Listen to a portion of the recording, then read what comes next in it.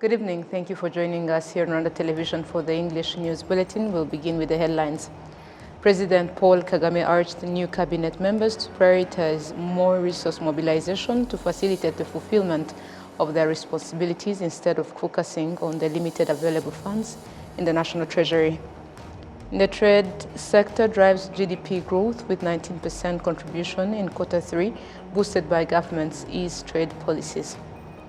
On the international scene, the magic of Christmas is lighting up New York City, and nowhere is it more dazzling than Daika Heights, a neighborhood famous for its extravagant holiday displays.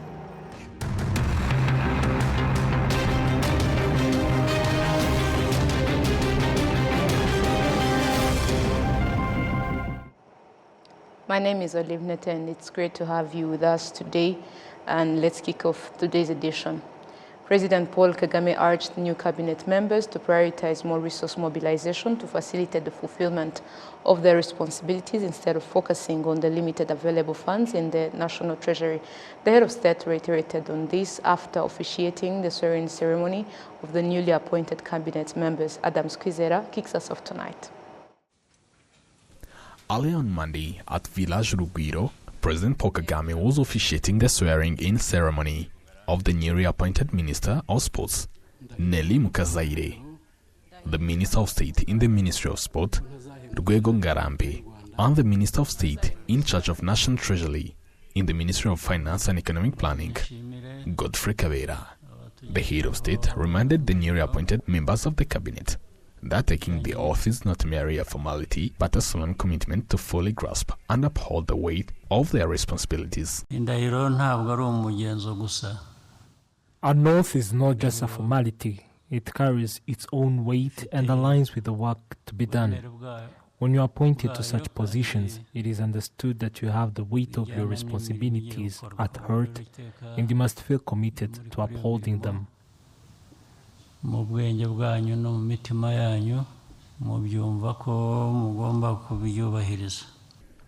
Two members of the cabinet were sworn in as officials in the Ministry of Sports, where the head of state emphasized that sports should now be leveraged as a platform to develop talents and drive business opportunities that benefits the country.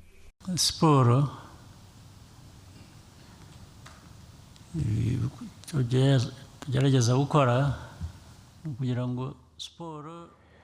We want sports to become a source of revenue because today sports are centered around business and talent development for Rwandans and others. Therefore, it's essential to utilize talent in ways that generate income. That is our goal, and it's why several initiatives have been put in place.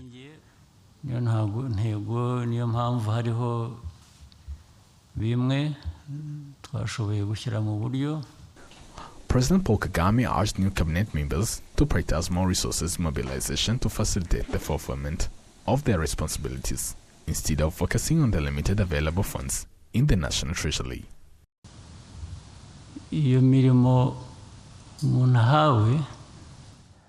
The duties you have been appointed for includes securing essential tools and revenues. However, these revenues are not sufficient to cover up everything, as no single entity receives all the resources. The country's limited resources are distributed among all its entities, meaning that each entity receives an inadequate share of revenues. While the country may not have enough resources, people are entrusted with responsibilities to fulfill their duties, including finding ways to increase resources. That is the essence of the task.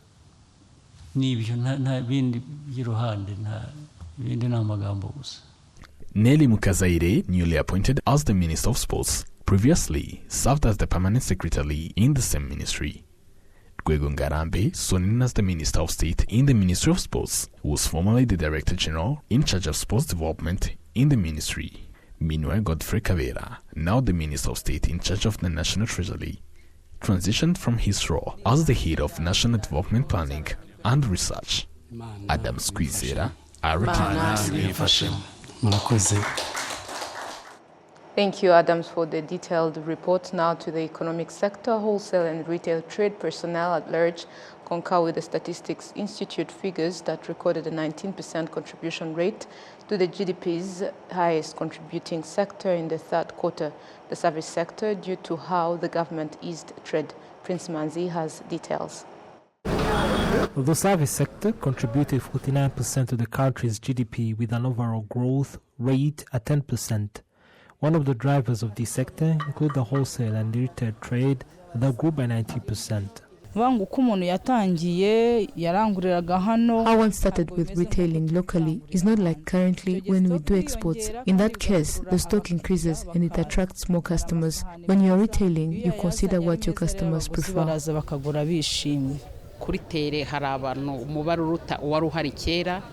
Everyone around here be engaging in trade and in various sort of ways to gain income. We all pay taxes. We have to abide with that for developing ourselves and the country at large.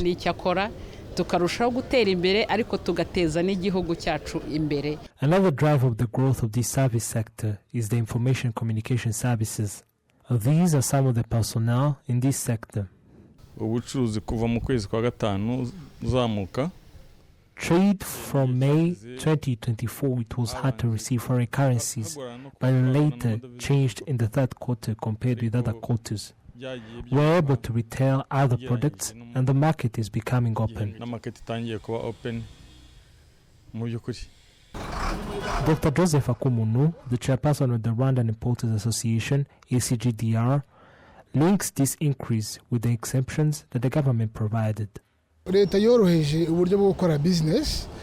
government eased the way of conducting business and various business regulations and laws were reformed.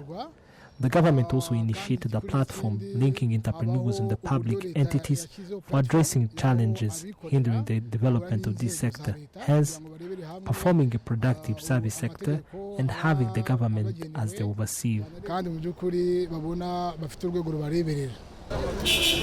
Other notable service sector growth include transport activities with an 8% rate.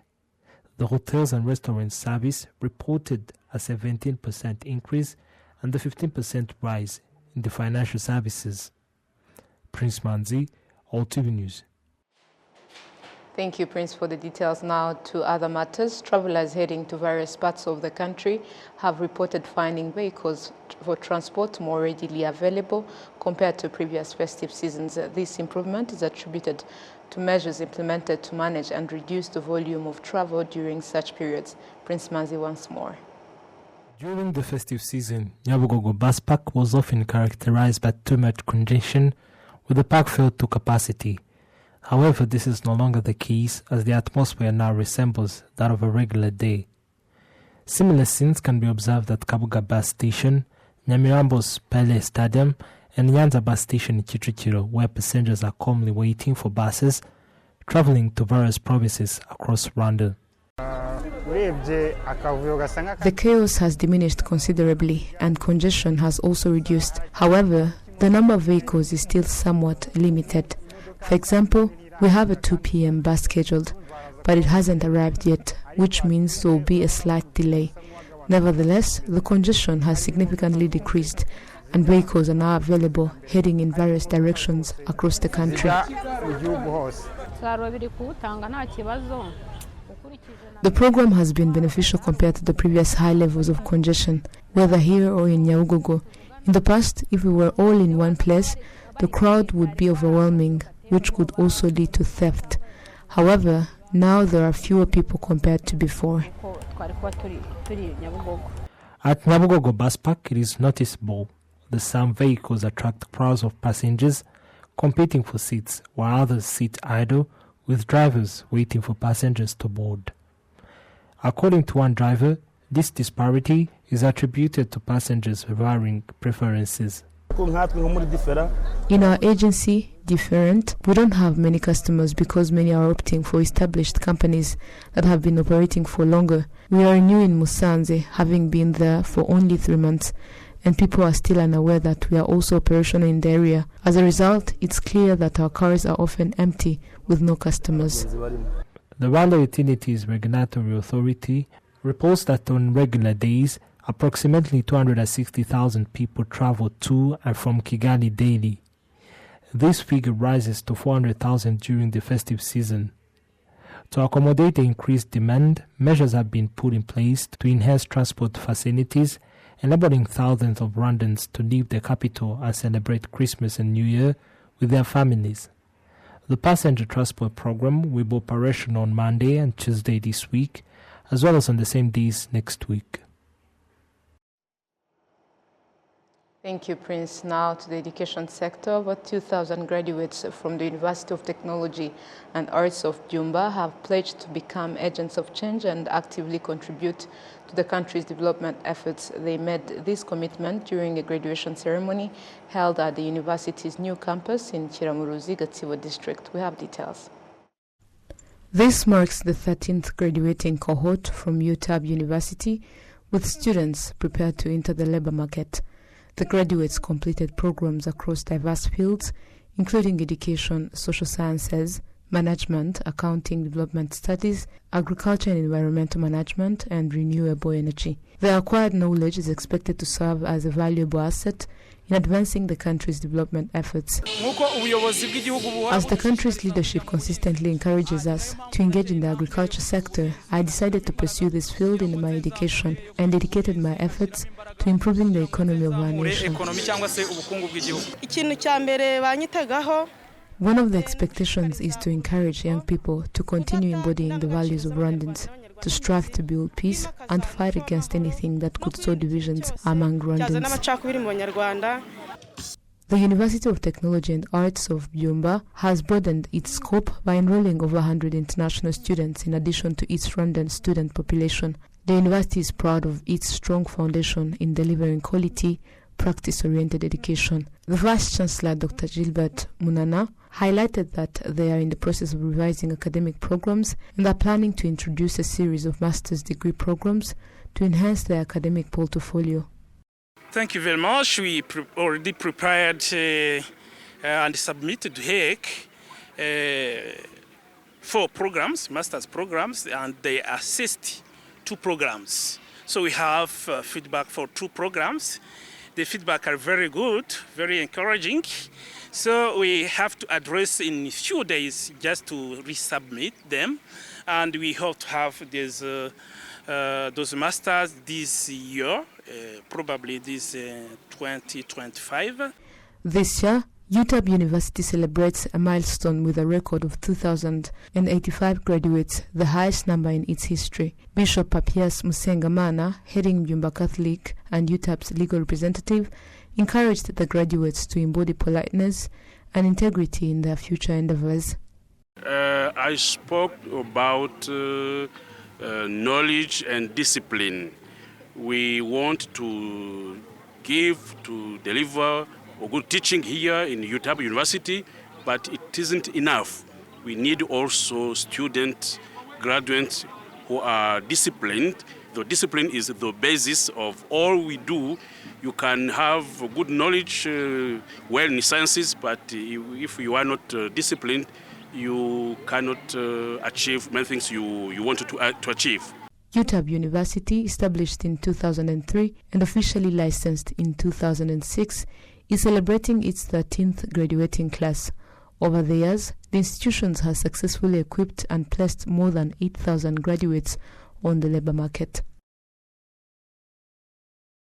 Moving ahead, residents of Kabarondo sector in Kayonza district say that the increase in infrastructure has expanded their businesses and improved the town's appearance. Enora Gladys has more on this.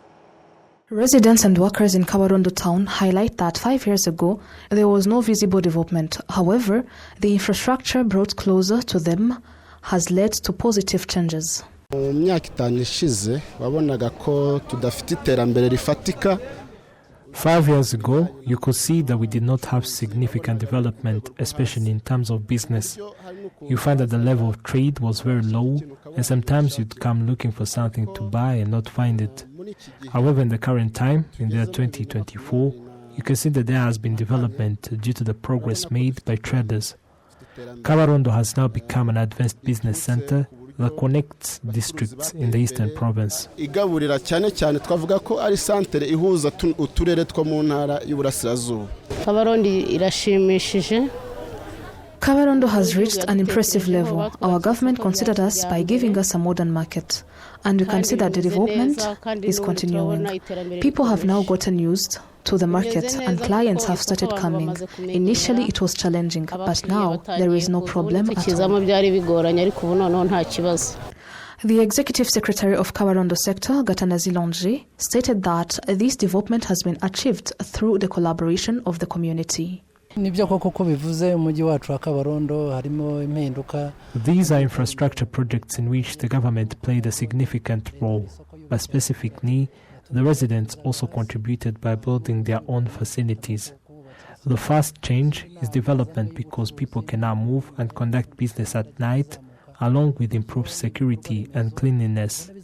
Additionally, the newly constructed buildings, including the market, help the residents improve their operations. Another benefit is attracting new traders. Currently, Kabarondo sector is a home to about 40,000 residents. Enora Gladys, RwandaTV News.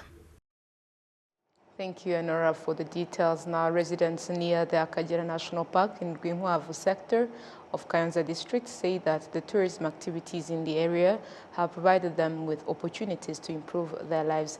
Enora Gladys once more. Children from nursery school in Mukoyoyo village in Rwanda sector, which is located very close to Akagera National Park, are singing. The park is also the reason this school exists, as explained by its founder, John Habihirwe.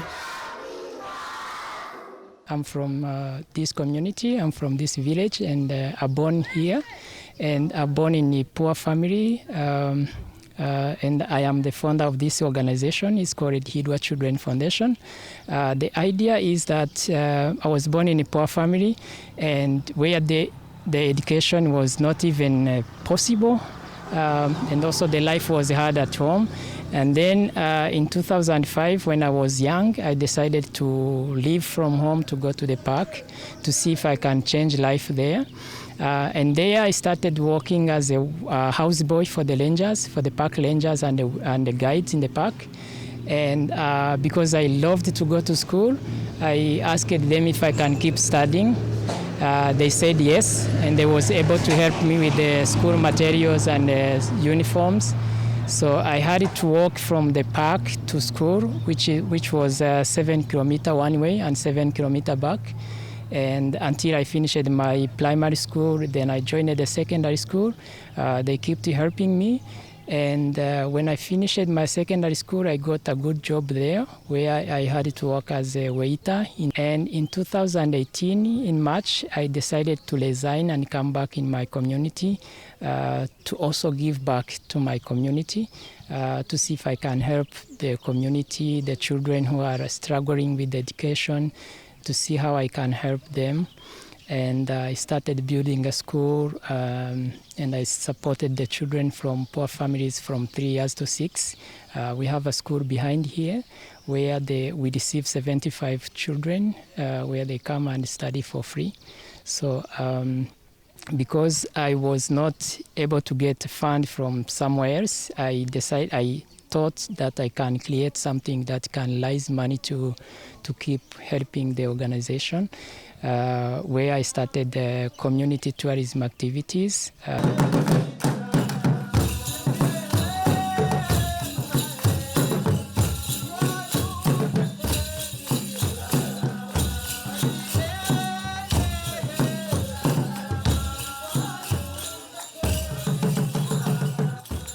The benefits of the park are not limited to children alone, as they also share them with their parents.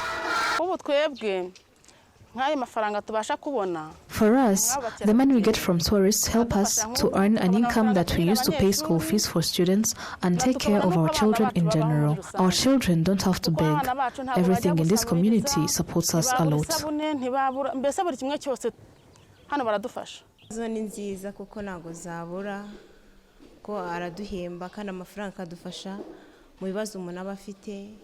The impact is positive because it provides us with income, enabling us to solve personal and family problems, whether for children or parents. It benefits us greatly, and children studying here do not pay school fees, while those studying elsewhere do have to pay.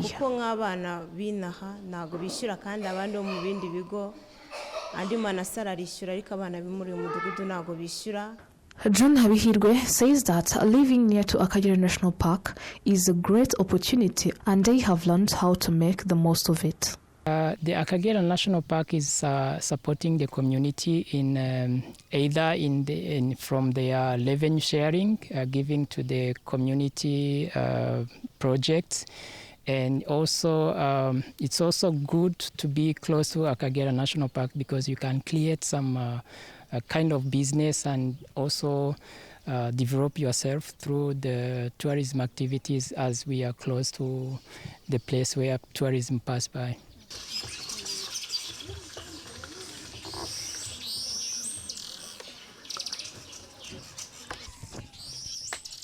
Apart from them, to showcase and also enhance the Rwandan culture, the Rwandan traditional dances to the tourists coming to visit the Akagera National Park, they also made a part of them testing the local food, seeing how they are prepared, these local foods, and also get to know the taste of the Rwandan local foods. A big part of it is being part of a community where you feel very welcome, especially as a Westerner. You know, everybody is very good to me and my wife, and we have only had good experiences. And I think, to me, it's also important to see that Rwanda is so much else than national parks. It's a community, it's a lot of great people, and of course the nature is so beautiful here. Yeah. Really like the food. It's also very different to what we eat, but it's not like a whole different world to us eating, you know, mashed potatoes. Yeah. In Denmark we also eat a lot of mashed potatoes with gravy, so I really like it here, and we have a great cook. Me and for my husband to come here, we had quite a lot of time we were able to stay in the country. And one of the goals of going to Rwanda was to experience the local community and the culture you have here, which is very, very different from where we're coming from in Denmark. To stay Foundation for a long time and to be integrated in the community, so that's really amazing. It's really amazing. It's really fantastic to be completely welcomed into your culture and the heritage you have, because it's so different from what we're coming from. It's extremely learning, well, to us to come from a very different culture from the West, and to be able to experience that and all the history you have around the traditional dancing and your uniform, your costumes are really amazing. They're very colorful. People are extremely engaged in that, so it's really amazing to see. You feel very welcomed by the community, which is very special. Currently, this nursery school serves 75 children from the neighboring communities around Akagera National Park, and it is supported by John Habihirwe. Additionally, his initiatives in the Akagera Park's vicinity have created employment for 56 local residents. Enora Gladys, RwandaTV News.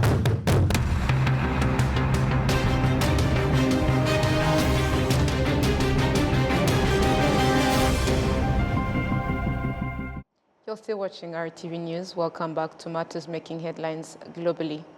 The magic of Christmas is lighting up New York City, and nowhere it is more dazzling than Diker Heights, a neighborhood famous for its extravagant holiday displays. VOA takes us to this festive wonderland.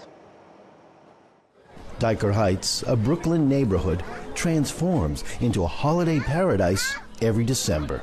The streets glow with sparkling lights, towering decorations, and the cheerful sounds of the season.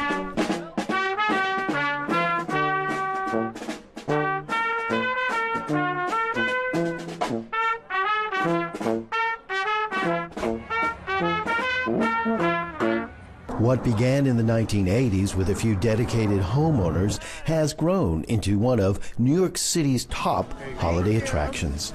For over 40 years, families have visited Dyker Heights, turning it into a multi-generational tradition. This is a yearly thing that we do annually with all our nieces and nephews and family, and we come and look at the lights. The displays range from classic Christmas scenes to playful characters like Frosty the Snowman, the Grinch, Minions, and of course Santa Claus himself. It's really interesting to see the neighborhood so beautifully lit up, everybody with a kind of unique design. It really gives personality to this neighborhood. Families stroll through the streets, snapping photos, marveling at the intricate displays, and soaking in the holiday magic. Me and my wife are taking my son. This is his first time. He's 2 years old. And Dyker Heights, even though I'm from Staten Island, Dyker Heights has always been the place to come and celebrate Christmas and watch all the beautiful lights. Months of planning go into crafting these breathtaking displays, which bathe the streets in colorful lights and draw both locals and visitors from around the globe, including this family visiting from Croatia. I think it's very nice. I think the people who live here, they don't have peace.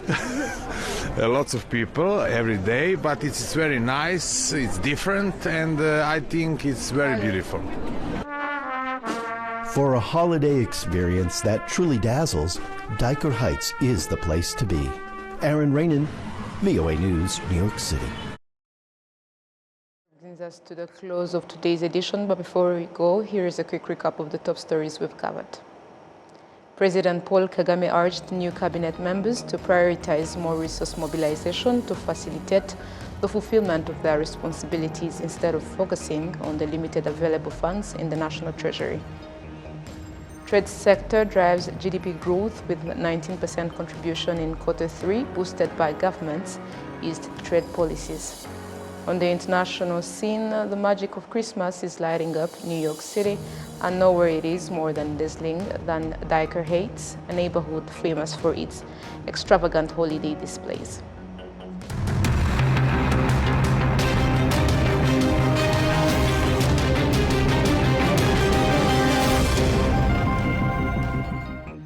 And that wraps up today's bulletin. Thank you for joining us. And on behalf of the entire news team, we wish you a productive week ahead. And as we approach the festive season, stay safe and take care.